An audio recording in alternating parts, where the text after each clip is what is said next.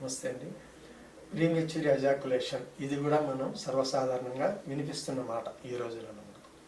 ఈ పిఎంఈ అంటే premature ejaculation అంటాం దీన్ని.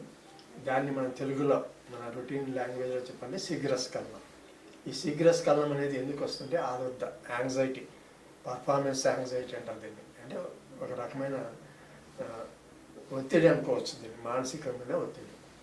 ఈ ఒత్తిడి పెట్టడం వల్ల మనకు శరీరం తొందరగా నర్వస్ సిస్టమ్ స్టిమ్యులేట్ అయిపోయి శీఘ్రస్ఖలనం జరుగుతుంటుంది. కొంతమందికి పెనిట్రేట్ కాకముందే డిశ్చార్జ్ అయిపోతుంది, ఎందుకంటే యాంగ్జైటీ కంట్రోలింగ్ లేదు.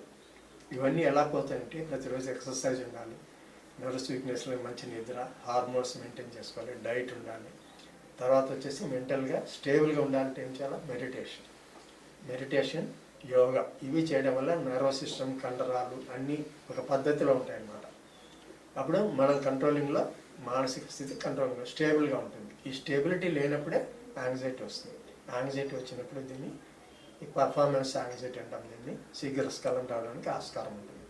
సో దీనికి మంచి డైట్, మనం చెప్పినట్టుగా ఎక్సర్సైజ్ ఉండడం వల్ల దీన్ని అవాయిడ్ చేయొచ్చు. మరి హోమియోపతిలో కూడా చాలా మంచిగా ఉన్నాయి.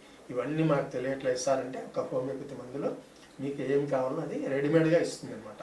అంటే నర్వస్ సిస్టమ్ కంట్రోల్లో ఉంటుంది, ఈ శీఘ్రస్ఖలనాన్ని ఆపుతుంది. సో ఇలాంటి మందులు కూడా మంచి చక్కటి మందులు ఉన్నాయి. చెప్పుకోవాలంటే యాసిడ్ పాస్, లైకోపోడిన్ ఇలాంటివి. ఇంకా మీ కాన్స్టిట్యూషన్ బట్టి ఇంకా మంచి మందులు ఇవ్వడం జరుగుతుంది. అవసరమైతే మీరు స్నేహ హోమియోపతి నంబర్ కాల్ చేసి అపాయింట్మెంట్ తీసుకోండి.